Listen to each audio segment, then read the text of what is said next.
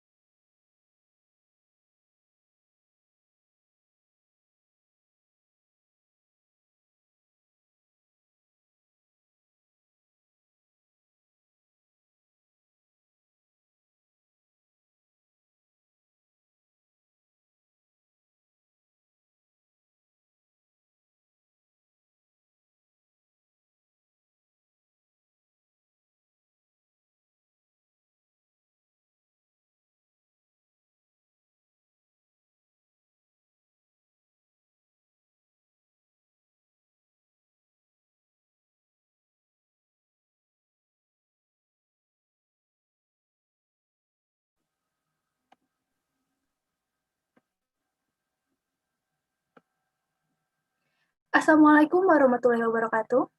Selamat siang dan selamat datang di webinar dan konsultasi online Mega Pengabdian FKG Unpad pada hari ini tanggal 28 November 2020. Perkenalkan, saya Najma Safa sebagai moderator yang akan memandu webinar hari ini. Dalam rangkaian acara Mega Pengabdian FKG Unpad tahun ini, tidak hanya ada webinar dan konsultasi online saja, namun kami juga membuka donasi yang akan disalurkan ke Yayasan Pembina Penderita Celah Bibir dan Langit-Langit atau YPP CBL. Untuk rekening donasi, kami kirimkan juga melalui room chat pada Zoom meeting hari ini. Bagi yang akan berdonasi, bisa langsung transfer ke rekening tersebut dan menggunakan kode 001 di belakang donasinya. Sebagai contoh, untuk nominal donasi 25.000 atau 25000 menjadi 25001. Untuk informasi lebih lanjut, bisa dilihat pada media sosial Mega Pengabdian, di Instagram kami di @megpeng_FKG Unpad, serta untuk transparansinya, nanti akan bisa dilihat juga pada Instagram Mega Pengabdian @megpeng_FKG Unpad, dan juga bisa dilihat di Instagram BEM FKG Unpad di @BEM FKG Unpad. Sebagai pengingat, di akhir pemaparan materi akan ada sesi tanya jawab, jadi dipersilahkan kepada peserta webinar hari ini untuk mempersiapkan pertanyaannya. Sebagai pembuka, pembacaan tilawah oleh Muhammad Abdul Halim, mahasiswa FKG Unpad angkatan 2019. Baik, bismillahirrahmanirrahim. Assalamualaikum warahmatullahi wabarakatuh. Saya perkenalkan, nama saya Muhammad Abdul Halim, mahasiswa FKG Unpad angkatan 2019, izin membacakan tilawah pada kesempatan kali ini. A'udzu billahi minasy syaithanir rajim. Bismillahirrahmanirrahim. Wa ma hadhil hayatud dunya illa lahwu wa la'ib. Wa inna ad-daral akhirata lahiyal hayawan. Law kanu ya'lamun.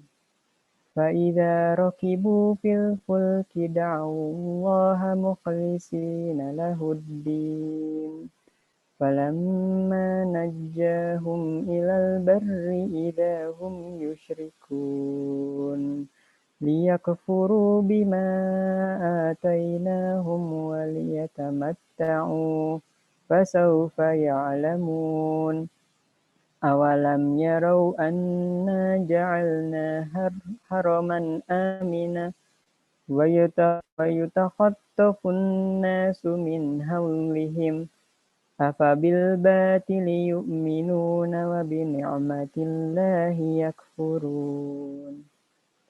Yang artinya, dan kehidupan dunia ini hanya senda gurau, dan sesungguhnya di akhirat itulah kehidupan yang sebenarnya. Sekiranya mereka mengetahui. Maka apabila mereka naik kapal, mereka berdoa kepada Allah dengan penuh rasa pengabdian atau ikhlas kepadanya. Tapi ketika Allah menyelamatkan mereka sampai ke darat, malah mereka kembali mempersekutukan Allah. Biarlah mereka mengingkari nikmat yang telah kami berikan kepada mereka, dan silahkan mereka hidup bersenang-senang dalam kekafiran. perbuatannya. Tidakkah mereka memperhatikan bahwa kami telah menjadikan negeri mereka tanah suci yang aman, padahal manusia di sekitarnya saling merampok.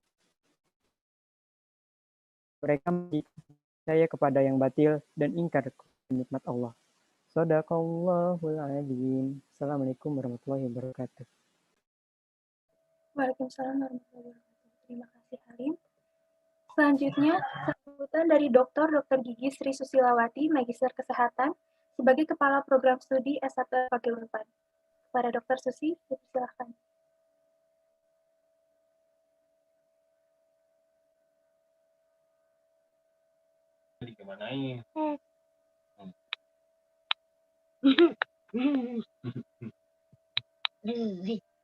Bismillahirrahmanirrahim. Apakah terdengar? Sudah terdengar, Dok. Oke ya. Assalamualaikum warahmatullahi wabarakatuh. Yang terhormat Manajer Kerjasama Riset Pengabdian dan Kerjasama Dr. Asti. Kemudian yang terhormat narasumber kita pada siang ini Prof. Arlet yang sudah hadir di tengah-tengah kita juga ya. Pertama-tama kita panjatkan puji dan syukur alhamdulillahirabbil alamin karena pada siang hari yang cukup cerah ini acara Mega Pengabdian 2020 yang diselenggarakan oleh BEM Kema FKG Unpad dapat berjalan ya. Di masa pandemi ini seperti kita ketahui kita mendapat keterbatasan ya untuk akses terhadap perawatan kesehatan gigi dan mulut. Oleh karena itu materi mengenai pemeliharaan kesehatan gigi dan mulut dan juga hal-hal yang sangat penting lainnya bagi kesehatan gigi dan mulut yang akan disampaikan oleh narasumber hari ini menjadi hal yang sangat penting ya.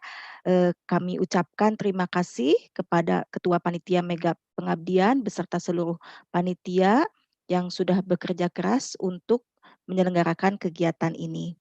Kami ucapkan selamat mengikuti webinar tentang kesehatan gigi dan mulut ini kepada seluruh peserta yang kami hormati. Bapak Ibu, para orang tua, saudara-saudara, serta seluruh mahasiswa, mari kita menyimak materi yang sangat bermanfaat ini. Semoga acara ini berjalan lancar dan mendapat rahmat dari Allah Subhanahu wa Ta'ala. Kepada seluruh peserta, kami persilahkan untuk mengikuti acara ini dan bisa bertanya langsung kepada narasumber kita. Saya juga atas nama Prodi mengucapkan terima kasih kepada manajer riset pengabdian dan kerjasama Dr. Asti yang telah mensupport acara ini sehingga dapat dilaksanakan pada tanggal 28 November 2020 ini. Demikian yang bisa saya sampaikan. Sebelum saya tutup, saya juga mengucapkan terima kasih kepada Ketua BEM FKG Unpad yang terus mengadakan berbagai acara tentang kegiatan kemahasiswaan ini. Ya, semoga membawa manfaat untuk kita semua. Selamat mengikuti webinar pengabdian kesehatan gigi masyarakat tentang kesehatan gigi dan mulut. Selanjutnya saya persilahkan kepada moderator. Terima kasih banyak. Wabillahi taufik wal hidayah. Wassalamualaikum warahmatullahi wabarakatuh. Waalaikumsalam warahmatullahi wabarakatuh. Terima kasih dokter atas sambutannya. Dilanjutkan dengan sambutan dari Dr. Gigi Asti Samiyati Setiawan, Magister Kesehatan sebagai Manajer Riset Pengabdian pada Masyarakat, Inovasi dan Kerjasama. Kepada Dr. Asti, dipersilahkan. Suara saya terdengar? Terdengar jelas. Oke, terima kasih. Bismillahirrahmanirrahim. Yang kami hormati Ibu Kaprodi Sarjana Kedokteran Gigi Universitas Pajajaran, Dr. Sri Susilawati, Dr. Gigi MKes, kepada yang kami hormati juga narasumber pada hari ini, Prof. Arlet, ya. Kemudian juga kepada Ketua BEM, yang kami hormati Ketua BEM FKG Unpad, kemudian kepada panitia, Ketua Panitia dan seluruh panitia yang sudah bekerja sehingga kegiatan ini bisa terlaksana. Kemudian kepada seluruh peserta webinar hari ini, dan kepada Dokter Gigi yang sudah mau membantu dalam nanti melaksanakan konsultasi secara online. Ya, Assalamualaikum warahmatullahi wabarakatuh. Ya, saya panjatkan puji dan syukur kehadirat Allah Subhanahu wa Ta'ala karena kegiatan Mega Pengabdian 2020 pada hari ini bisa terlaksana. Ya, ini saya appreciate kepada para panitia ya yang sudah bisa sampai terlaksana, walaupun dengan tadi seperti yang disampaikan oleh Dr. Susi, kita kondisi seperti ini banyak sekali keterbatasan ya, apalagi pada saat pelaksanaan pengabdian ini yang kita biasanya kita offline, kita langsung terjun ke masyarakat gitu ya. Nah ini dengan kondisi seperti ini ya mudah-mudahan dengan keterbatasan ini pemberian edukasi kepada masyarakat masih terus bisa kita laksanakan gitu ya. Karena tugas kita sebagai sivitas akademika gitu ya, terkait dengan Tridharma perguruan tinggi yang salah satunya adalah pengabdian kepada masyarakat, ini wajib harus kita laksanakan. Ya, alhamdulillah ini Dr. Susi mahasiswanya bisa melaksanakan ini gitu ya, walaupun ya itu tadi ternyata kondisi online ini bukan juga menjadi kondisi yang bisa kita berleha-leha gitu ya, justru mahasiswa juga tambah kondisinya semakin sibuk seperti itu, tapi alhamdulillah kegiatan ini bisa terlaksana. Ya, kepada masyarakat peserta webinar kali ini yang ikut kegiatan pada hari ini, mudah-mudahan bisa memanfaatkan kegiatan ini untuk mendapatkan ilmu tadi nanti dari narasumber yang sudah sangat kita tidak ragukan lagi dari Prof. Arlet gitu ya. Jadi mudah-mudahan ini bisa sangat bermanfaat, dan nanti mungkin juga akan dilanjutkan dengan konsultasi ya secara online. Nanti ini juga mudah-mudahan ini bisa sangat dimanfaatkan oleh masyarakat, karena kita tahu juga untuk datang ke dokter gigi ini sekarang juga berbeda dengan kondisi pada saat kita sebelum pandemi ini gitu ya. Jadi mudah-mudahan dan saya rasa ini kegiatan ini akan dirasakan manfaatnya oleh masyarakat, khususnya yang hadir pada kegiatan pada hari ini. Mungkin itu saja yang ingin saya sampaikan. Terima kasih, selamat.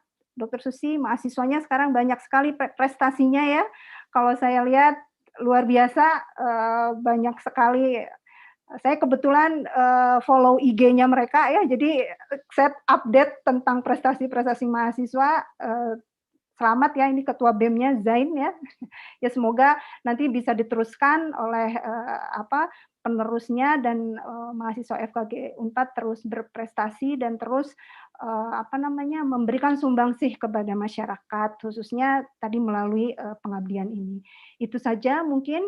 Selamat mengikuti kegiatan hari ini. Terima kasih kepada seluruh pihak yang terlibat pada kegiatan hari ini, khususnya panitia, sehingga kegiatan ini bisa berjalan. Mudah-mudahan dilancarkan sampai akhir. Ya, kok namanya Seni Sivana, gimana dok? Terima kasih. Assalamualaikum warahmatullahi wabarakatuh. Waalaikumsalam warahmatullahi wabarakatuh. Terima kasih dok. Semoga acara ini dapat membawa manfaat untuk kita semua. Baik, selanjutnya akan ada penayangan video dari Kema FKG Unpad.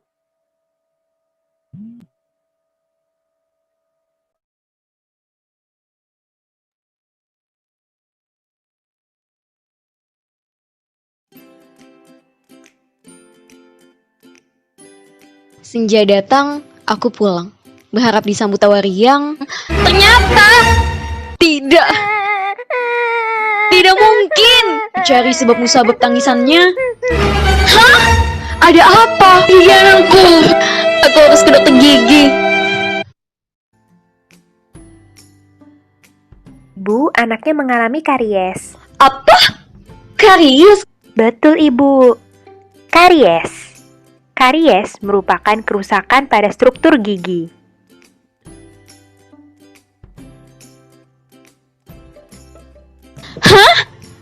Apa saja penyebab dari karies, Dok? Ini penyebab dari karies, Bu. Jadi banyak sekali penyebab dari karies itu. Dokter, aku percayakan pemeriksaan padamu. Baik, Bu, akan segera saya periksa anak Ibu.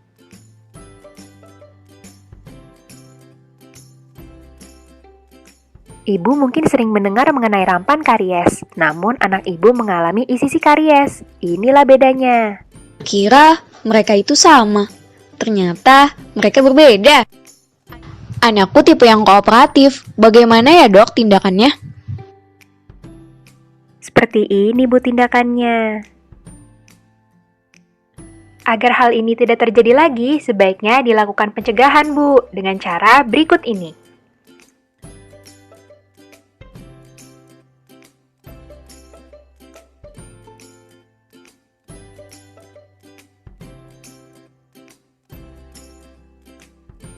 Alhamdulillah, gigi anakku terselamatkan. Andai aku tidak kesini, entah apa ya yang akan terjadi. Mulai detik ini akan kujaga. Kujaga agar tidak terjadi karies lagi nantinya. Dokter, sungguh terima kasih. Sama-sama, Ibu.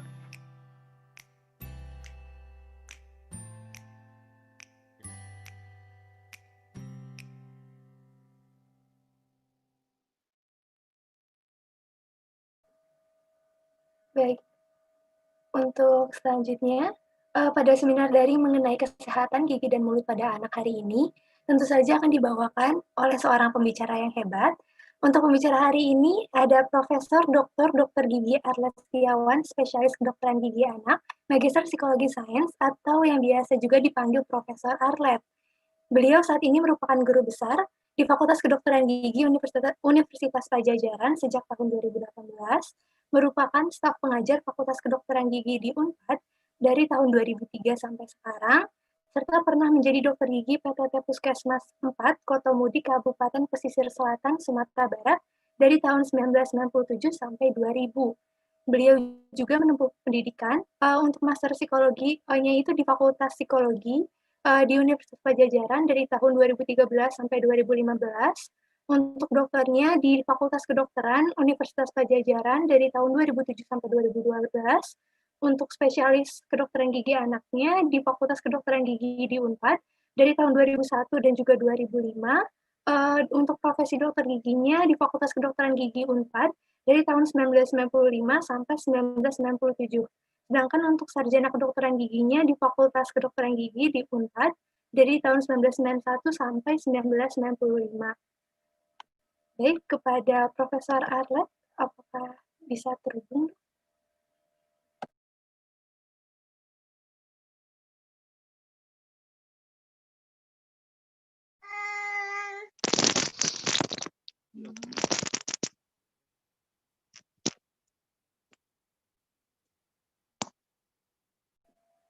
Untuk Profesor Arlet, apakah sudah terhubung, Dok?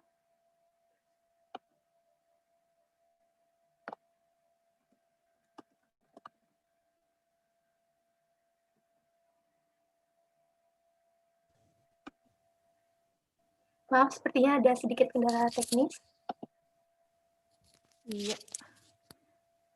Maaf, tadi saya kayaknya keluar sinyal di sini jelek. Tadi udah sampai mana? Dipersilakan, Dok. Silakan bisa langsung dimulai saja. Iya. Iya, mohon maaf ya, ini tadi saya coba pakai sinyal sendiri, ternyata lebih sulit untuk ini. Mudah-mudahan nanti nggak ada gangguan. Oke, sebelumnya maaf memakai mesin karena sedang berkegiatan di luar rumah.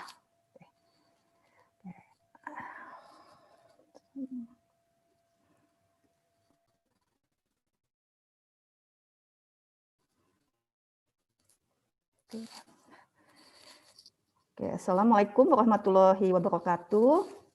Sebelumnya mungkin saya menyapa para ibu yang ada di Mega Pengabdian hari ini. Kemudian juga saya mengucapkan terima kasih kepada para panitia yang telah memberikan kesempatan, juga kepada Kaprodi Program Studi S1 Fakultas Kedokteran Gigi Universitas Pajajaran, juga kepada Ibu Manajer Riset. Terima kasih atas kesempatannya hari ini. Saya akan membawakan mengenai kesehatan gigi dan mulut pada anak.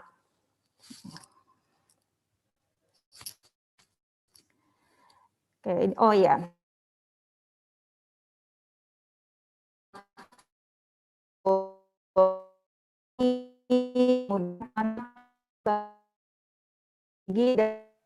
Punten Prof, sepertinya sinyalnya kurang stabil, Prof.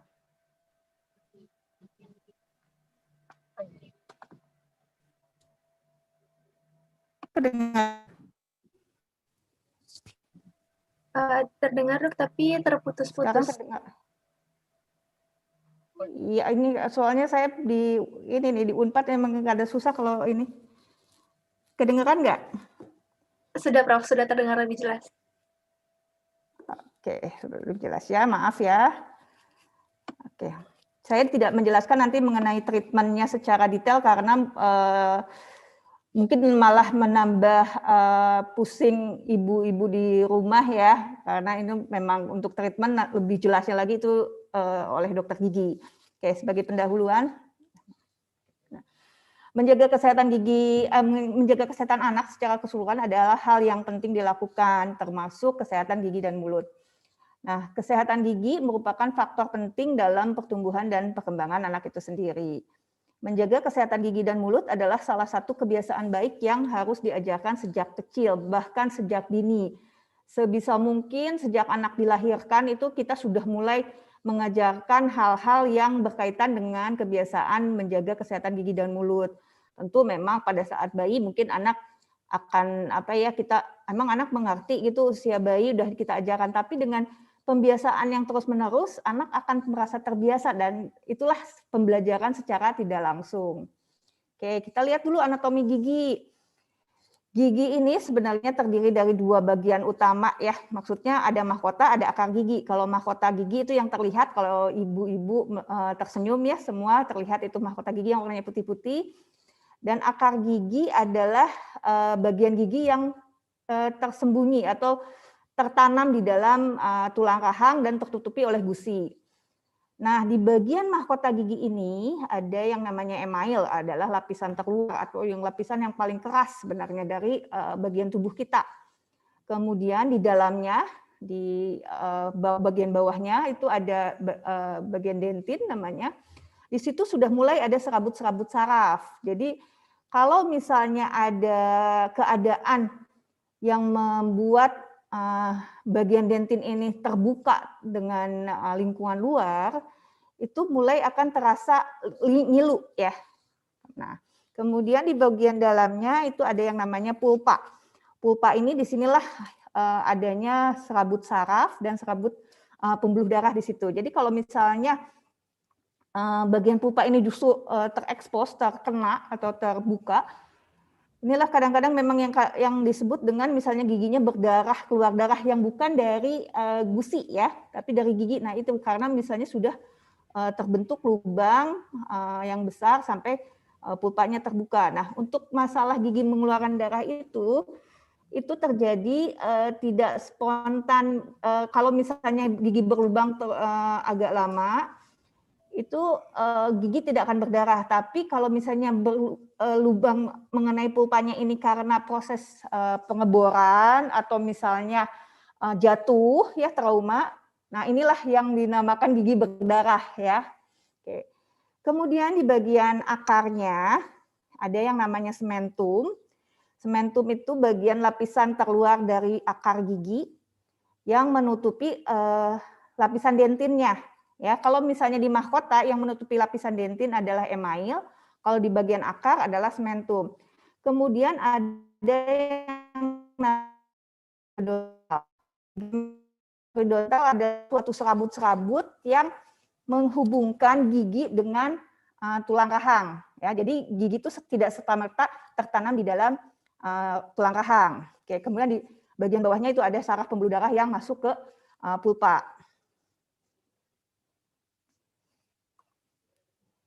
Oke. Sekarang kita lihat dulu tumbuh kembang gigi. Oke. pembentukan benih gigi ya, pertumbuhan gigi sulung dalam jangka waktu yang panjang sebenarnya. Jadi tumbuh itu tidak saat kita terlihat gigi mulai keluar dari gusi ya. Jadi pertumbuhan gigi sulung itu atau yang dinamakan gigi susu ya, mungkin ibu-ibu lebih sering mendengarnya gigi susu. Itu dimulai dari saat dalam kandungan sampai bayi lahir ya. Trimester pertama itu biasanya gigi sulung bagian atas dan bawah yang mulai mengawali proses pembentukannya. Jadi mungkin selama ini ibu-ibu suka mendengar bahwa periode trimester pertama adalah periode yang penting karena disitulah saat terbentuknya organ-organ tubuh bayi. Misalnya jantungnya terbentuk di saat itu, kemudian otaknya juga pembentukan yang paling cepat itu pada saat trimester pertama. Nah, tapi ada juga yang sebenarnya terjadi di trimester pertama, yaitu gigi susu ini terbentuk di situ.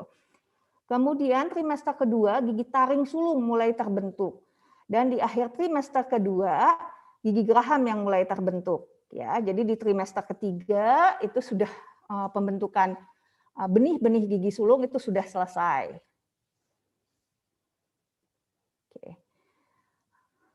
Oke, ini pertumbuhan gigi sulung ya. Kita lihat dulu ini urutannya. Jadi ada yang dinamakan erupsi gigi. Erupsi gigi adalah munculnya gigi atau mahkota gigi di gusi. Jadi mulai terlihat yang putih-putih. Ini gigi sulung atas ini mulai tumbuh mulai muncul di usia 8 sampai 12 bulan.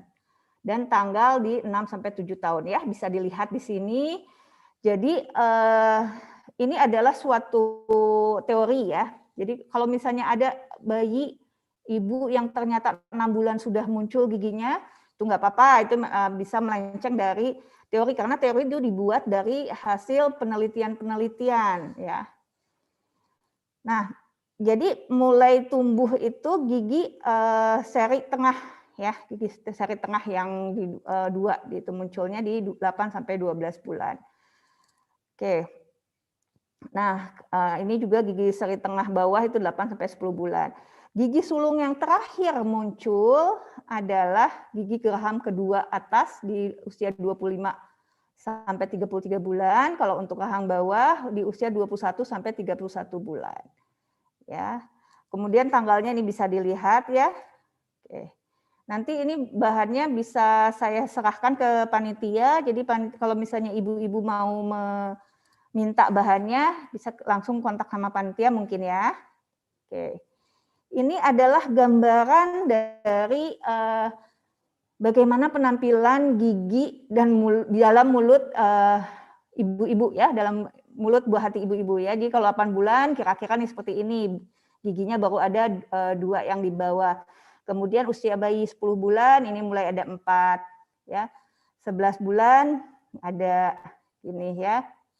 10 bulan, nah sampai 27 atau 29 bulan. Jadi diharapkan usia 3 tahun itu anak sudah memiliki gigi yang lengkap, yaitu 10 di atas dan 10 di bawah.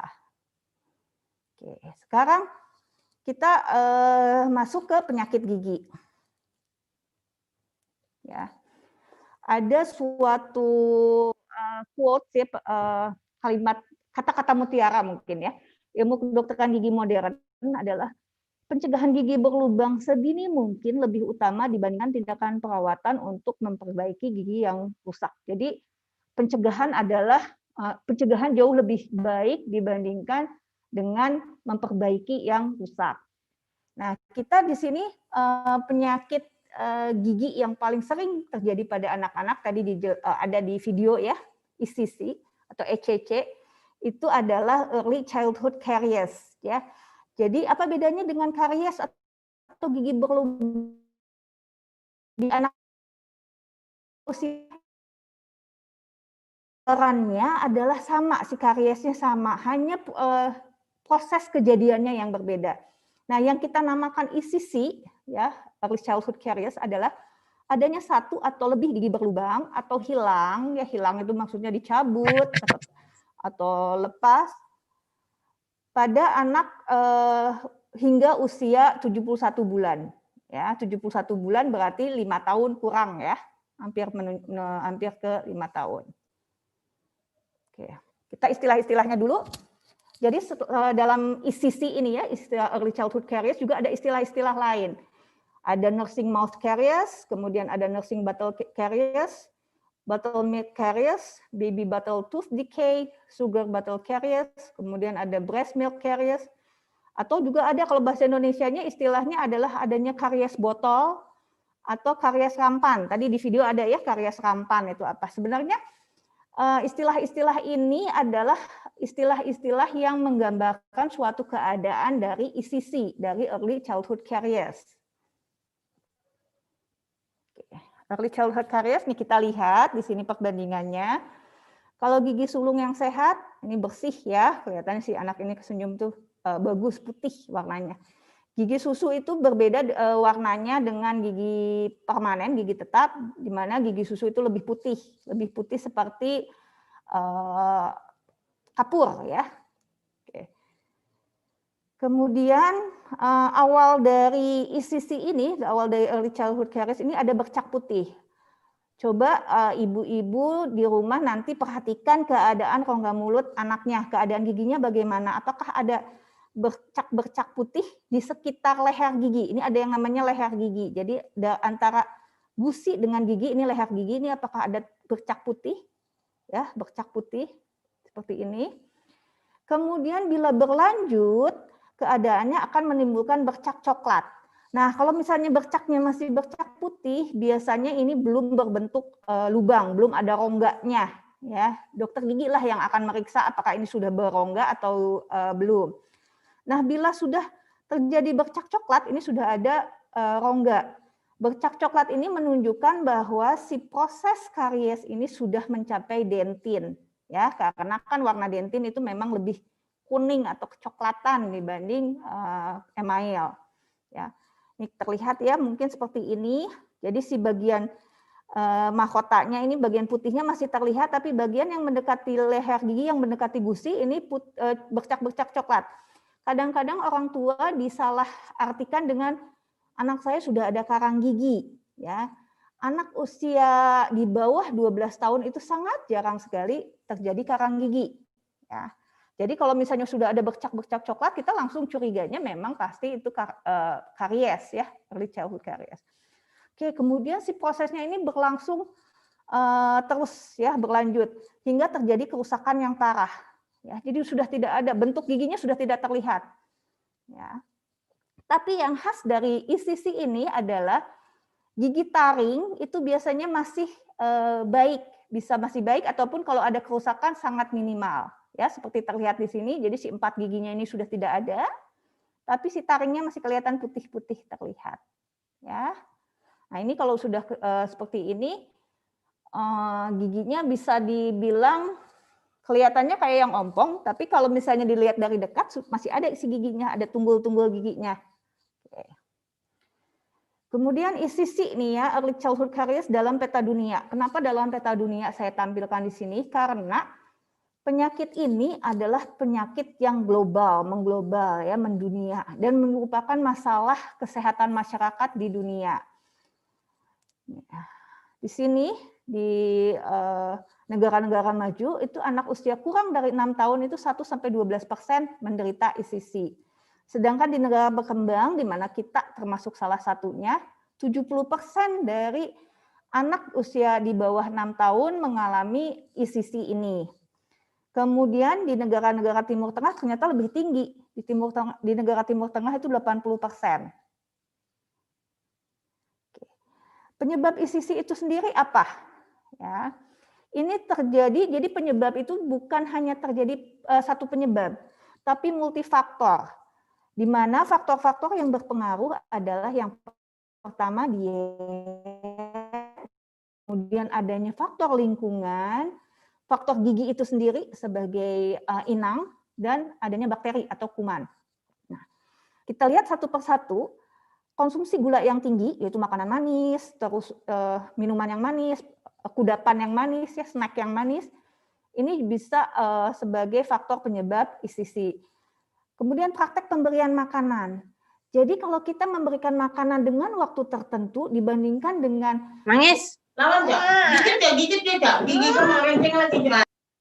dibandingkan dengan kita membiarkan anak makan semaunya anak, itu kemungkinan terjadi ISISI-nya lebih tinggi di yang tidak memiliki jam-jam tertentu untuk makan. Ya. Kemudian juga menyusui di malam hari, ya, baik itu menyusui dengan ASI maupun dengan susu formula. Faktor lingkungan adalah misalnya yang pertama adalah bayi yang lahir prematur. Kenapa bayi prematur disebut sebagai memiliki tingkat kejadian ISISI yang tinggi? Karena pada saat bayi prematur tadi dijelaskan oleh saya, pembentukan benih itu mulai yang terakhir itu mulai di trimester kedua. Masuk di trimester 3 sebenarnya masih berlangsung itu pembentukan benih itu. Dia harusnya sudah cukup matang pada saat bayi juga matang untuk lahir. Nah, kalau misalnya bayi lahirnya prematur, berarti pembentukan giginya juga belum cukup matang. Belum cukup matang, dia langsung harus berhadapan dengan dunia luar, ya. Makanya ini tingkat kejadian ISISI-nya tinggi di bayi yang lahir prematur. Kemudian pendidikan orang tua yang buruk. Maksud saya buruk di sini adalah pendidikan yang menyangkut kesehatan gigi dan mulut. Ya. Kemudian faktor lingkungan adalah status dari sosial ekonomi orang tua yang rendah. Nah, sekarang faktor bakteri atau faktor kuman. Kesehatan mulut ibu. Kita lihat apakah si ibu juga memiliki kesehatan gigi yang baik atau tidak. Kalau misalnya kesehatan mulut ibu juga buruk, ya ada banyak karies, banyak gigi berlubang, banyak sisa akar, itu bisa menularkan atau menurunkan anak juga memiliki kecenderungan ISISI. Nanti saya jelaskan kenapa kesehatan mulut ibu ini berhubungan dengan anak yang menderita ISISI juga. Kebersihan mulut juga berpengaruh, ya. Kemudian dengan saliva, air liur. Saliva berpengaruh karena bakteri-bakteri ini hidup di salivanya juga, ya, ada. Untuk gigi, keadaan giginya ini kurang fluor, ya. Jadi bukan karena kurang kalsium, ya Ibu, ya. Kalau giginya suka ada orang tua pasien datang ke saya kalau ke tempat praktek, ya ini karena kurang kalsium waktu pas di kandungan atau kurang kalsium pada saat bayi masih kecil, ya, masih bayi. Jadi yang kurang adalah kurang fluor. Kemudian faktor genetik, ya, ini ada beberapa penelitian ternyata ISISI ini juga disebabkan ada kecenderungan genetik dalam kejadian ISISI. Kemudian adanya defek email. Tadi email saya jelaskan adalah permukaan terluar dari gigi yang warnanya putih. Nah, ini yang dimaksud dengan defek itu adalah suatu kerusakan. Kerusakan ini bisa terjadi pada saat dalam kandungan, dalam proses pembentukan benih, atau pada saat setelah kelahiran si anak. Nah, ini penyebab ISISI ini baik konsumsi susu formula maupun ASI sama-sama memiliki faktor risiko terjadinya ISISI. Jadi selama ini mungkin ibu-ibu sering mendengar bahwa yang bikin giginya greges, bikin giginya rompes itu karena dia minum susu formula, ya. Tapi ternyata tidak. Setelah penelitian dilakukan, ternyata anak-anak yang meminum ASI, baik itu langsung melalui payudara ibu maupun ASI-nya dipompa dan dimasukkan ke botol, itu sama-sama memiliki resiko terjadinya ISISI. Kemudian kebiasaan mengudap makanan manis dan lengket. Ya, jadi kebiasaan kita memberikan anak mulai memberikan permen, coklat itu dari kecil, ya, dari bayi, atau makanan-makanan lengket yang menempel lama di permukaan gigi, ini juga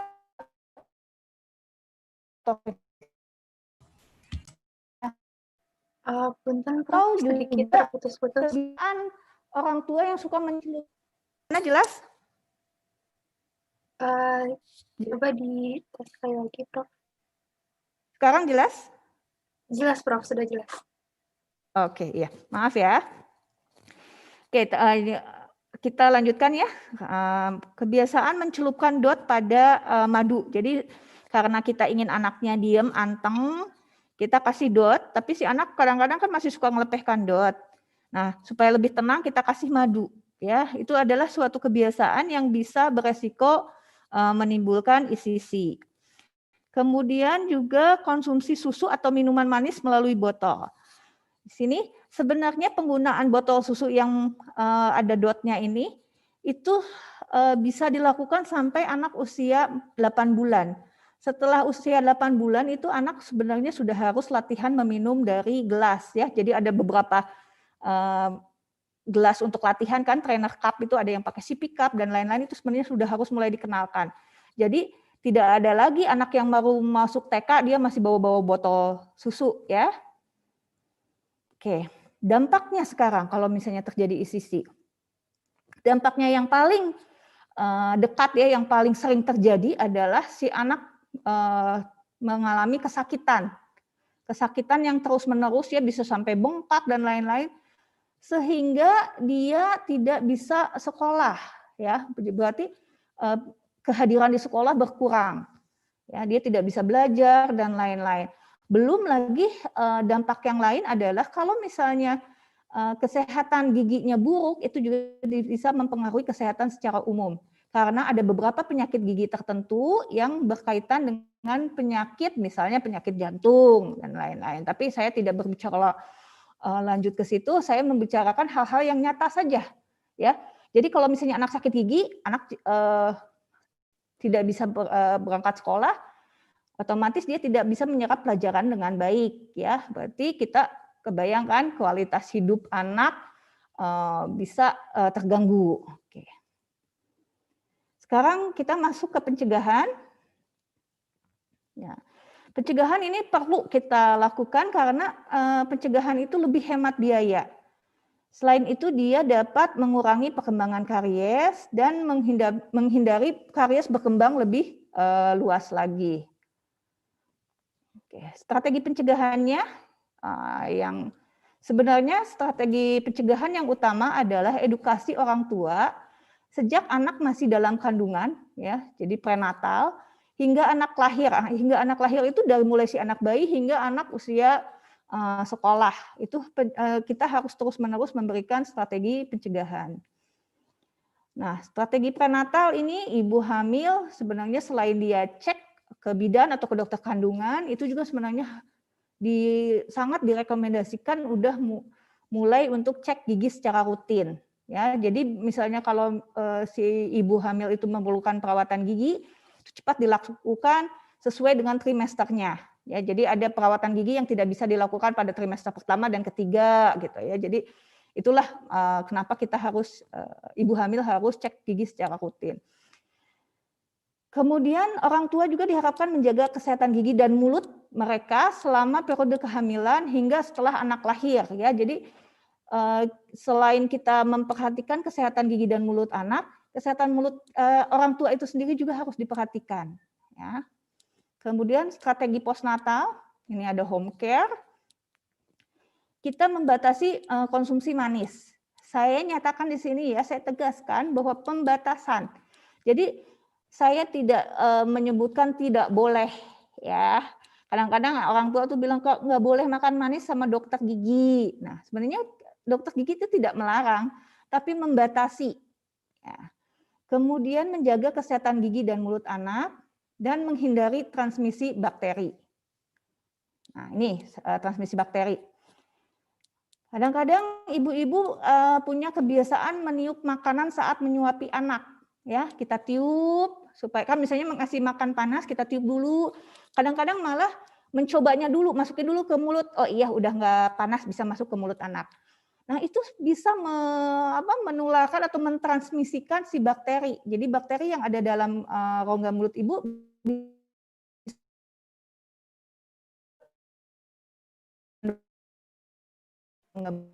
Punten Prof, sepertinya terputus tadi. Bayinya terputus? Iya, dari sejak yang tadi sampai mana ya? Meniup makanan. Oke ya. Oke.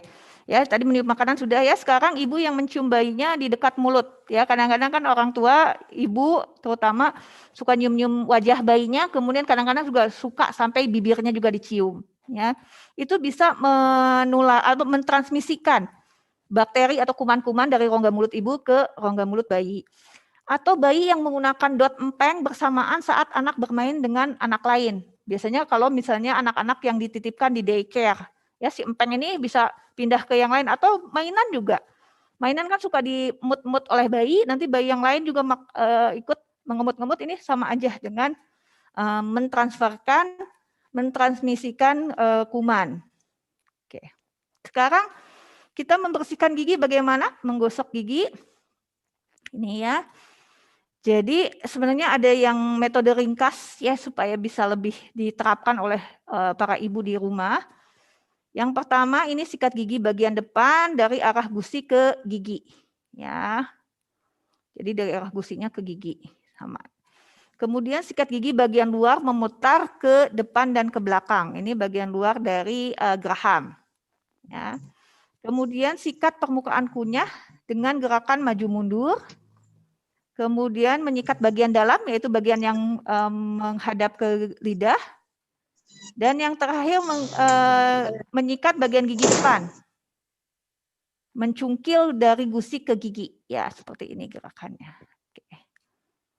Oke, selain itu jadi menyikat ini harus dibantu juga oleh orang tua ya. Jadi kalau misalnya kadang-kadang orang tua ada yang bilang anak saya mah udah mau sendiri gosok giginya. Nah, itu justru harus jangan kita merasa bangga anaknya mau sendiri, tapi tetap orang tua itu harus mendampingi.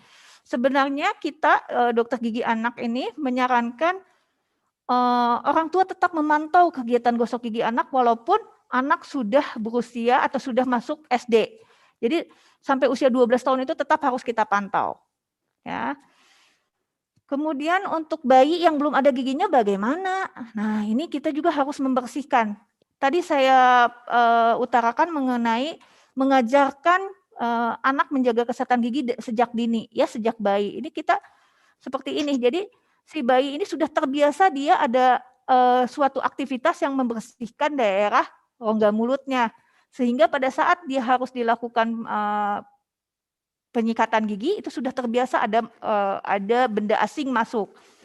Nah, untuk menyikat gusi ya, ini kita bisa menggunakan waslap atau yang paling aman sih kita menggunakan kasa steril yang bisa beli di apotek, terus dicelupkan dengan air hangat dan dibersihkan seluruh permukaan gusinya. Ya, ibu lebih mengenal bayinya, jadi jangan terlalu dalam memasukkan jarinya, cukup bisa dibersihkan semuanya. Dengan untuk sikat gigi untuk bayi ini macam-macam, ada bentuknya seperti ini, tapi saya melihat di supermarket Indonesia ini tidak ada, tapi kalau online ada sebenarnya, ya bisa dibeli, mulai dibeli. Oke, gosok gigi ini pagi dan malam, ya kapan waktunya? Pagi dan malam 2 kali. Yang utama pagi adalah setelah sarapan pagi, jadi bukan pada saat dia bangun tidur, ya, tapi setelah sarapan pagi, dan malam itu sebelum tidur malam. Ya. Kemudian selain itu juga kalau Ikatan Dokter Gigi Anak itu kita menyarankan adanya first dental visit atau kunjungan pertama ke dokter gigi. Kadang-kadang kan ibu-ibu suka menanyakan kapan sih anak bisa dibawa ke dokter gigi. Sebenarnya anak dibawa ke dokter gigi itu sebelum anak berusia 1 tahun atau sejak anak mulai menunjukkan gigi akan tumbuh. Ya, jadi kalau misalnya sudah terlihat ada putih-putih mau keluar gigi itu sebenarnya sudah harus datang ke dokter gigi. Jadi cuman untuk diperiksa saja sebenarnya ya, tapi juga untuk mengenalkan dokter gigi ke anak sehingga kalau misalnya di kemudian hari anak membutuhkan dokter gigi dia sudah terbiasa, sudah kenal.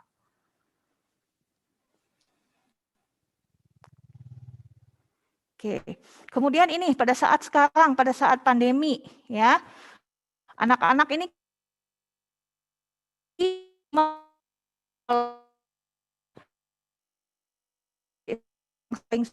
adalah anak-anak jadi mengudapnya atau ya. Nah, siapkanlah snack untuk anak makan selama dia sekolah dari rumah ini adalah snack-snack yang sehat, ya, snacknya itu buah-buahan.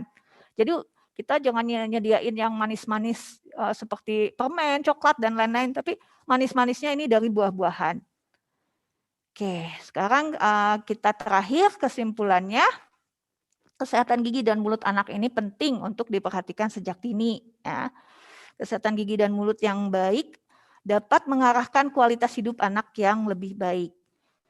Nah, penyakit gigi yang paling sering terjadi adalah ICC, yang merupakan penyakit gigi yang infeksius dan kronis. Infeksius itu adalah yang terjadi karena adanya infeksi bakteri yang bisa menyerang anak sejak usia sangat muda. Yaitu biasanya anak umur 1 tahun pun bisa menyerang. Ya. Nah, ICC ini bisa dicegah. Jadi pencegahan adalah jauh lebih baik daripada perawatannya. Ya, mungkin dari presentasi saya cukup sekian. Saya ucapkan hatur nuhun. Bila misalnya ada pertanyaan, di kemudian hari ada pertanyaan, bisa DM saya di Instagram saya dengan akun Anak Gigi. Ya, mangga. Saya kembalikan ke moderator. Baik, Prof. Jadi terima kasih banyak Prof atas pemaparannya. Mungkin dari peserta-peserta yang hadir di sini juga sedikit mengetahui ya Prof ya. Jadi bahwa memang pencegahan itu memang lebih penting dan memang tidak hanya saat bayi ataupun anak-anak, tapi memang dari masa kehamilan ya Prof ya. Dan juga ada cukup banyak dampak dan juga tapi bisa juga di prevent ya Prof ya, bisa dicegah.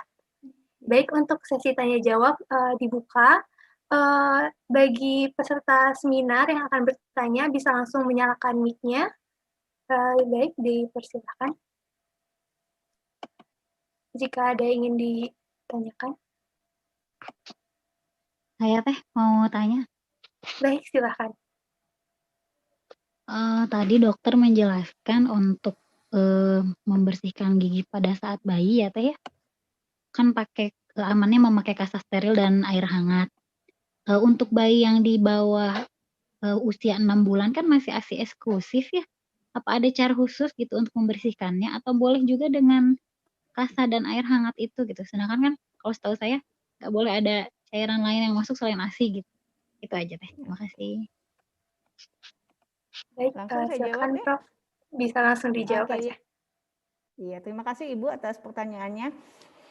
Yang di sini saya sebutkan cairan itu, air hangat itu hanya untuk membasahi si kasanya. Karena kalau misalnya kasa kering kita gunakan itu akan sangat kasar ya, akan mengiritasi selaput lendir di rongga mulut bayi. Nah, cairan itu kan tidak, kalaupun terminum juga akan sangat minimal ya. Jadi kita tidak bermaksud untuk memberi konsumsi kan, tidak memberi asupan makanan dalam hal ini ya. Jadi itu tidak apa-apa, cukup aman. Nah, saya katakan paling aman adalah menggunakan kasa steril karena kasa steril yang sudah terbungkus dan sudah steril itu insya Allah lebih steril dibandingkan kalau misalnya menggunakan waslap. Kalau waslap kan kita tidak tahu bagaimana menyimpannya, proses penyimpanan waslap selama ini seperti apa gitu. Di sini gimana Bu, paham nggak? Ya, jadi kita bukan maksudnya memberi cairan tuh bukan memberi cairan untuk asupan makanan si bayi ya.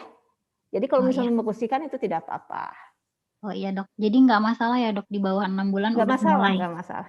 Oke, makasih Dok. Makasih. Malah justru lebih bagus kalau misalnya di bawah 6 bulan si bayi itu dibiasakan oleh kita ada suatu jari atau ada benda asing ya masuk ke rongga mulut bayi. Jadi pada saatnya dia butuh untuk dibersihkan giginya dia tidak akan menolak terlalu terlalu ekstrim mungkin ya. Oke. Ya Dok, hatur nuhun. Sami-sami. Baik, terima kasih atas pertanyaan yang tadi. Mungkin dipersilakan kepada peserta seminar yang lain jika ada yang ingin ditanyakan. Bisa langsung dinyalakan. Silakan. Bismillahirrahmanirrahim. Assalamualaikum warahmatullahi wabarakatuh. Dok, saya dengan Yuli. Alhamdulillah anak saya usia 16 bulan. Itu apakah boleh misalkan tidak menggunakan sikat tapi diganti dengan siwak?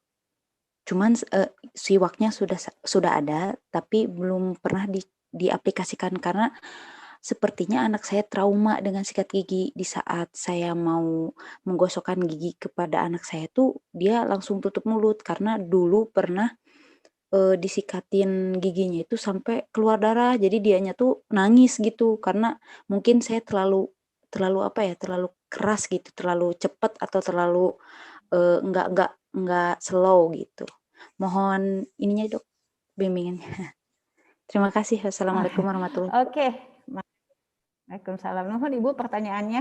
Oke. Sebenarnya anak usia ya di bawah 3 tahun itu kita menggosok gigi dengan sikat gigi itu sebenarnya area pembelajaran ya. Kalau misalnya anaknya sudah trauma dengan sikat gigi karena ada riwayat ya, ada pengalaman, itu sebenarnya baik-baik saja kalau misalnya kita mau menggunakan siwak ya. Tapi secara berangsur-angsur kita kenalkan juga sikat gigi ya. Ya, jadi misalnya nggak selalu kita menggunakan siwak, jadi sikat gigi juga mulai kita kenalkan. Nah, yang paling penting adalah walaupun kita mengenalkan cara menyikat gigi pada anak ya, tapi malam hari di saat anak tertidur kita harus membersihkan giginya lagi. Membersihkan giginya yaitu dengan cara sebenarnya dengan cara yang sama dengan cara membersihkan mulut saat bayi, yaitu menggunakan kasa. Ya, kita kalau misalnya di saat anak sadar, di saat anak melakukan proses belajar menyikat gigi itu tentu kan tidak akan bersih sebenarnya ya. Jadi kadang-kadang anak malah menggigit-gigit si bulu sikatnya, kemudian dia inginnya nyikat gigi sendiri, nggak mau dipegang oleh ibunya atau orang lain ya, pengasuh tidak mau dipegang, dia ingin sendiri. Nah itu kan otomatis tidak akan bersih. Kita untuk meyakinkan bahwa proses membersihkan gigi ini secara optimal adalah dengan membersihkannya kembali pada saat anak tertidur. Ya, anak tertidur malam kita lebih tahu anak kalau tertidur itu bagaimana posisinya lah kan kita tahu ya, kita paling kenal. Itu mulailah bersihkan permukaan gigi anak itu dengan menggunakan kasa steril yang dicelupkan ke air matang angat-angat kuku. Nah, itu sama kita bersihkan semuanya seperti itu. Ya, jadi kesimpulannya memakai siwak itu boleh-boleh saja, tapi tetap kita mengenalkan menggunakan sikat gigi pada anak. Sebentar Terima ya. kasih Bu atas jawabannya. Baik, untuk pertanyaan tadi apakah sudah Sebentar ya, terjawab? sebentar ya. Baik, Prof.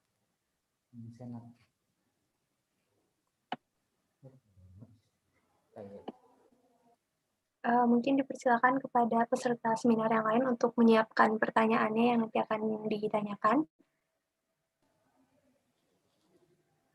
Baik, silakan mungkin dari peserta Saya yang minta lain. off dulu ya, minta off dulu beberapa detik ya, karena ini saya sebenarnya sedang sidang pleno, ada pemilihan, ada proses pemilihan, saya mau milih dulu sebentar aja ya. Baik, Prof. Baik, mungkin untuk peserta yang lain bisa disiapkan saja terlebih dahulu pertanyaannya, mungkin bisa ditulis saja terlebih dahulu, nanti akan saya tanyakan kembali.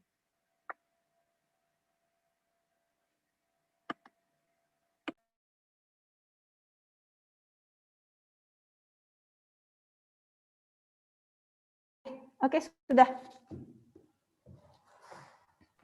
Baik, sudah, Prof?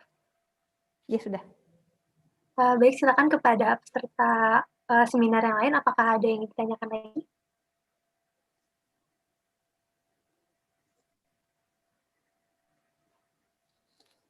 Mengenai kesehatan gigi mulut dan anak dan sebenarnya mungkin cukup rumit. Silakan.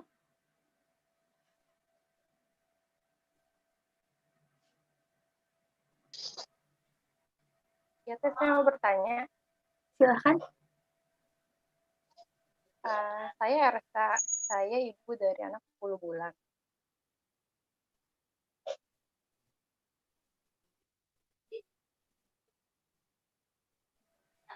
Punten, apakah terputus? Oh iya, maaf. Ya, saya RK dari ibu umur 10 bulan.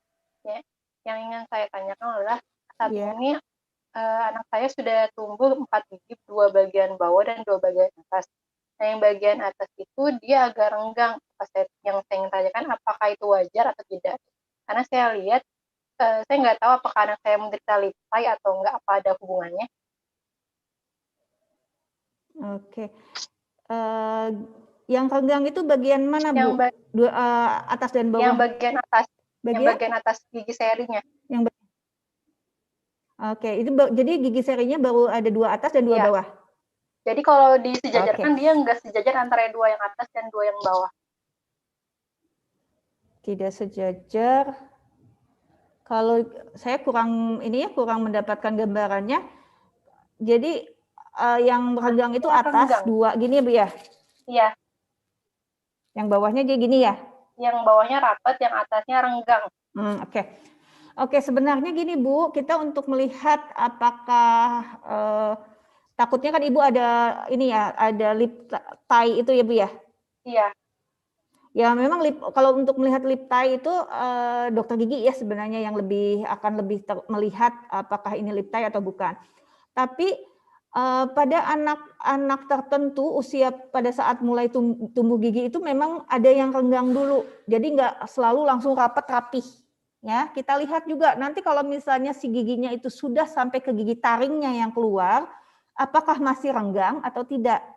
Ya, karena pada saat gigi tumbuh pertama kali itu bisa menempati tempatnya agak merenggang, kemudian pada saat gigi sebelah-sebelahnya tumbuh itu mulai menyempit. Ya, kita lihat dulu. Jadi untuk tindakan selanjutnya ditunggu aja, kita observasi sampai si giginya sudah ada gigi taringnya. Tapi sebenarnya bayi ibu itu sudah bisa mulai dibawa ke dokter gigi. Jadi bisa mulai ditanyakan, selain mengenalkan keadaan lingkungan dokter gigi, juga untuk lebih menenangkan hati ibu mungkin ya. Dibawa aja Bu ke dokter gigi, nggak apa-apa, walaupun hanya kelainannya hanya seperti itu. Oh, berarti saya apakah harus ke spesialis gigi aja atau langsung ke spesialis gigi anak? Mangga itu dokter gigi umum pun bisa melihat apakah itu lip tie atau bukan. Kalau saya menanya, kalau misalnya hasilnya misalkan lip tie, apa itu harus dilakukan tindakan medis atau tidak? Nah, kalau misalnya itu terjadi lip tie, apakah ada gangguan dari fungsi makannya dia bagaimana? Kalau misalnya dia makan masih lancar, tidak ada gangguan apapun, kemudian pada saat dia mulai bicara juga tidak ada yang terganggu, itu bisa kita tunda. Karena proses pertumbuhan dan perkembangan anak itu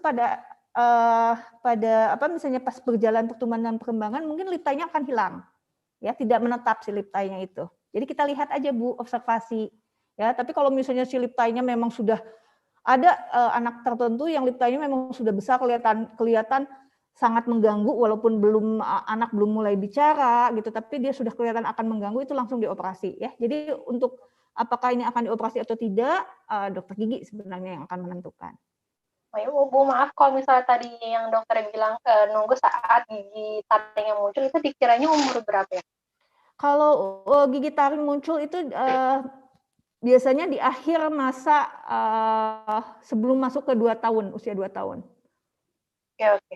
Berarti antara saya nunggu melihat pertumbuhan di gigi taring atau enggak, saya bisa first dental sekarang ya? Iya, bisa. Oke. Masih dokter? Enggak. Baik, mungkin untuk pertanyaan selanjutnya ada dari chat ya Prof ya, ada dari Ibu Lara Permata Ayunda. Dok mau bertanya, apakah polip gigi bisa dihilangkan dengan suatu obat? Dan untuk gigi berlubang yang ada polipnya, apa masih bisa dilakukan penembalan?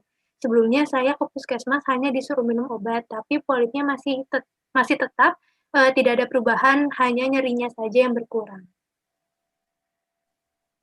Oke. Kalau misalnya itu sudah terjadi polip, jadi polip gigi itu hanya bisa dilihat sebenarnya dari ronsen foto. Ya. Jadi obat yang bisa mengurangi polip adalah obat yang dimasukkan ke giginya. Jadi kalau misalnya giginya mengecilkan polipnya. Punten Prof, sepertinya tadi terputus. Oke. Polip gigi ini hanya bisa dilihat menggunakan ronsen gigi. Itu obat yang diminum itu sebenarnya tidak ada ya. Jadi obat yang untuk mengurangi polip gigi adalah obat yang dimasukkan ke giginya. Jadi harus melalui perawatan saraf ya. Itu memang nggak langsung saat kita dilakukan perawatan saraf nanti kunjungan berikutnya sudah tidak ada polipnya. Polip itu untuk menghilangkan polip itu agak lama ya, harus proses ke dokter giginya ada beberapa kunjungan ya, seperti itu mungkin ya. Jadi saya lihat sih kalau di puskesmas mungkin agak sulit ya untuk melakukan perawatan saraf gigi ya. Mungkin Ibu bisa datang ke dokter gigi praktek atau ke rumah sakit gigi dan mulut, mangga. Mangga. Baik Prof, untuk pertanyaan selanjutnya juga ada dari chat Zoom.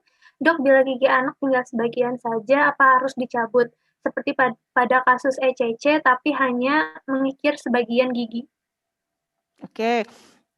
Nah, kalau misalnya tadi ya seperti yang saya gambar, saya perlihatkan mengenai sisi ya. Sebenarnya kalau gigi si anak itu sudah tinggal tunggul-tunggulnya, itu kalau misalnya masih bisa dirawat itu bisa kita tambal ya. Kriterianya masih bisa dirawat, dokter gigi yang akan mengetahuinya. Kriterianya adalah si akar gigi yang tertinggal itu keras ya. Jadi pada saat si dokter gigi menggunakan alatnya, kalau pakai bahasa awamnya mungkin mencongkel-congkel giginya itu dinyatakan keras, itu masih bisa dirawat Bu. Dan misalnya umurnya juga masih jauh ke tanggalnya gigi ya. Masih jauh itu biasanya masih di bawah usia 3 tahun si anak tersebut. Nah, tapi kalaupun kita lakukan perawatan, penambalan giginya tidak akan mengembalikan gigi seperti sebelum gigi ini mengalami isisi. Jadi mahkotanya tidak bisa kita bentuk, tapi akar gigi yang tertinggal di rongga mulut itu dalam keadaan steril karena sudah kita lakukan perawatan. Ya. Nah, kalau misalnya ternyata pada saat dokter gigi itu memeriksa dan melakukan pembersihan gigi, si akar giginya itu sudah lunak, sudah tidak bisa dipertahankan kembali, atau si anak sudah usianya sudah di atas 4 tahun, di mana si calon gigi tetap pengganti juga akan sebentar lagi akan muncul, itu sebaiknya dilakukan pencabutan gigi. Nah, kadang-kadang orang tua agak ragu untuk mencabut gigi anaknya. Ya, kita lihat juga si dokter gigi itu tidak akan serta-merta langsung Ibu harus dicabut. Kita lihat juga kalau misalnya si anaknya tidak kooperatif itu ada pendekatan-pendekatan khusus dulu sebelum si anaknya akhirnya mau dilakukan pencabutan gigi. Ya. Mangga. Untuk pertanyaan silakan, apakah ada lagi yang ingin bertanya? Bisa langsung on mic atau jika tidak memungkinkan di kolom chat juga tidak apa-apa.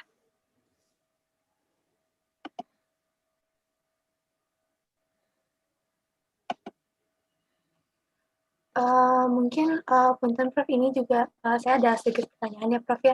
Mungkin ada beberapa yang masih kurang tahu juga mengenai kan tadi ada pembahasan mengenai kerusakan gigi ya Prof ya. Nah, apakah ada suplemen suplemen vitamin atau mungkin suplemen zat besi atau mungkin ada pasta gigi yang berfluoride yang aman pada anak? Mungkin Prof ada merek tertentu Kak Prof untuk sebagai referensi? Oke, kalau merek saya tidak bisa menyebut merek ya karena saya tidak di-endorse oleh merek tertentu. Sebenarnya pemberian pasta gigi itu yang bisa dilakukan pada anak-anak baik yang mengandung fluoride maupun yang tidak mengandung fluoride sebenarnya bisa diberikan ya. Jadi kita tidak serta-merta harus terpaku pada anak umur 1 tahun itu nggak boleh dikasih yang mengandung fluoride atau boleh yang mengandung fluoride, itu sebenarnya dua-duanya itu boleh ya di saat anak mulai melatih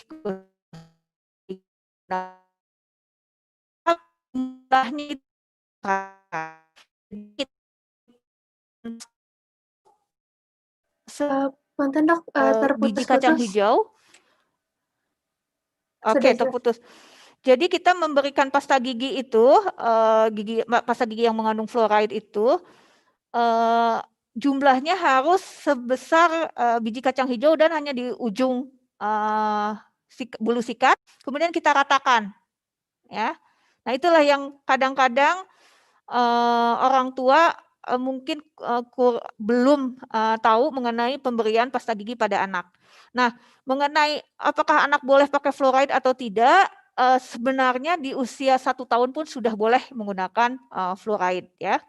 Oke, kemudian tadi apakah ada yang bisa kita berikan pada anak untuk mencegah karies?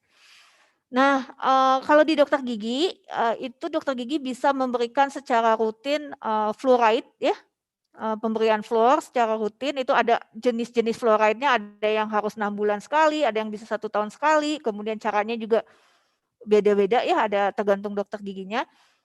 Tapi hanya dokter gigi yang boleh memberikan, ya. Jadi jangan ibu meminta resep kemudian memberikannya sendiri, ya. Itu jadi tetap harus ke dokter gigi. Nah, kemudian ada lagi pencegahan-pencegahan sebenarnya ya yang lebih selain fluoride, itu dokter gigi yang akan memberikan ya, jadi metode-metode pencegahannya. Jadi yang harus ibu-ibu perhatikan di rumah untuk mencegah adalah kegiatan gosok gigi itu yang harus di-maintain supaya anak tetap mau menggosok gigi. Ya. Baik, terima kasih Prof. Dan ada pertanyaan lagi di chat dari Ibu Susan. Dok, susunan gigi yang kurang baik itu seperti apa? Seperti ini ada yang kurang. Punten gigi agak tonggos. Apa bisa disebabkan karena kebiasaan ngedot? Oke. Ya, terima kasih Ibu Susan. Untuk gigi yang agak tonggos, kita lihat usianya berapa tahun. Memang ada bayi-bayi tertentu yang sudah bukan bayi ya, kalau di atas 1 tahun namanya anak sebenarnya toddler ya kalau bahasa Inggrisnya. Nah, anak usia di atas 1 tahun itu biasanya bentuk rahangnya sudah mulai terlihat kalau dia sudah agak tonggos. Itu bisa juga karena kebiasaan dia ngedot, tapi kebiasaannya seperti apa yang ngedotnya itu. Nah, ngedot dengan botol susu yang terus ditarik-tarik atau botol susu yang menggantung terus. Nah, itu bisa menyebabkan gigi tonggos atau juga dengan kebiasaan memasukkan jempolnya, mengisap jempol. Itu mengisap jempol juga bisa secara perlahan menyebabkan gigi maju lebih ke depan, ya. Itu sebenarnya dokter gigi yang akan bisa lebih lebih jelas lagi melihat apakah ini giginya tonggos atau bukan gitu. Ada memang si anak bayi yang memang si susunannya memang agak ke depan gitu, bukan karena kebiasaan itu. Baik Prof, mungkin ini akan menjadi pertanyaan terakhir ya Prof ya, ada satu lagi. Iya. Yang terakhir dari Gretanza.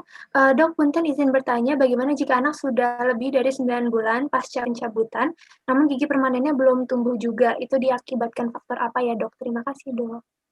Oke, ini umurnya berapa tahun, Ibu Greta? Tidak jelas ya umurnya berapa tahun. 9 bulan pasca pencabutan, tapi umur anaknya tidak Iya, tertulis. umurnya.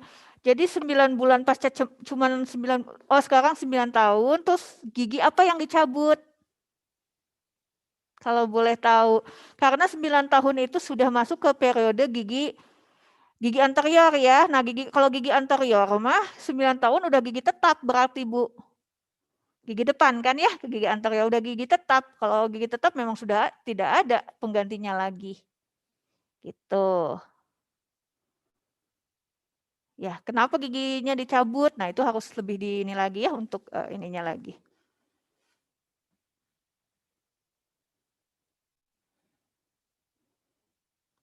Sudah mungkin ya? Sudah. Ya. Baik Prof, mungkin untuk yang tadi itu pertanyaan terakhir, untuk sesi tanya jawabnya saya cukupkan. Selanjutnya akan ada penyerahan sertifikat untuk Prof. Mungkin bisa langsung di-share screen saja untuk sertifikatnya.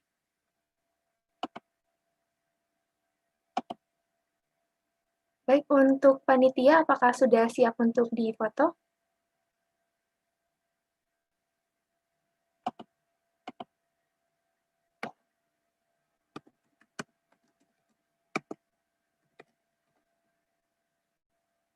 Punten, untuk dari panitia apakah sudah siap?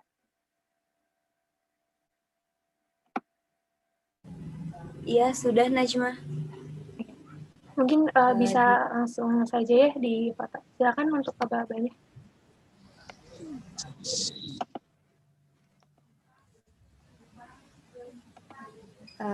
Saya hitung ya.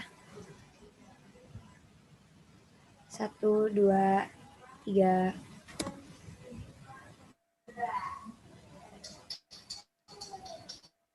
Baik, terima kasih Dok. Mungkin akan dilanjutkan dengan sesi foto bersama.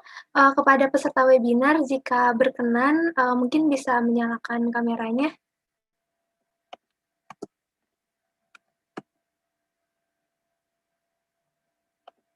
Silakan. Baik, akan saya tunggu sebentar lagi ya. Mungkin dari panitia bisa sambil dipersiapkan juga ya.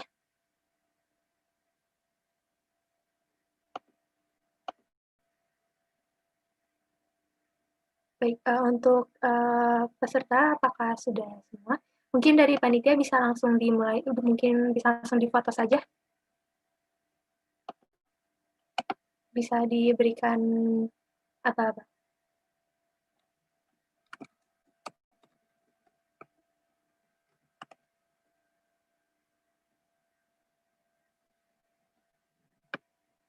Baik, mungkin untuk aba-aba kan dari saya saja. Ini total ada, mungkin yang on cam hanya ada 2 ya. Baik, untuk yang pertama terlebih dahulu, 1, 2, 3. Baik, untuk slide 1 sudah. Mungkin akan saya lanjutkan ke slide yang kedua. Baik, 1, 2, 3. Baik.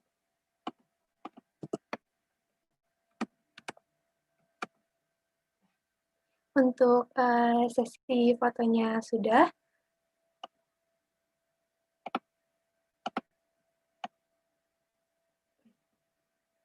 Maaf ada sedikit gangguan. Baik, tidak terasa kita semua sudah sampai pada penghujung webinar siang hari ini. Terima kasih kepada Profesor Arlet yang sudah menyempatkan waktunya dan berkenan untuk berbagi ilmu kepada semua yang sudah mengikuti webinar hari ini, baik di platform Zoom Meeting ataupun di YouTube. Dan juga terima kasih kepada seluruh peserta yang sudah mengikuti webinar hari ini, baik di Zoom dan juga di YouTube juga. Dan kepada seluruh peserta webinar, kami harapkan untuk memberikan feedback mengenai acara hari ini yang merupakan rangkaian kegiatan dari Mega Pengabdian 2020. Untuk link pemberian feedback-nya sudah dikirim melalui room chat pada Zoom Meeting. Dan bagi peserta webinar yang akan mengikuti konsultasi online, jangan meninggalkan room Zoom Meeting ini terlebih dahulu, karena sehabis ini akan ada pengarahan mengenai konsultasi online yang akan dilaksanakan setelah ini. Jika untuk peserta yang tidak mengikuti konsultasi mungkin bisa meninggalkan ruangan ini. Serta saya ingatkan kembali, kami juga membuka donasi yang akan disalurkan ke Yayasan Pembina Penderita Salah Bibir dan Langit-Langit atau YPPCBL. Untuk informasi lanjut bisa dilihat pada Instagram kami di @megpek_FAG4. Demikian webinar Mega Pengabdian ini saya tutup. Semoga kita semua selalu diberikan kesehatan. Selamat siang. Wassalamualaikum warahmatullahi wabarakatuh. Waalaikumsalam warahmatullahi wabarakatuh.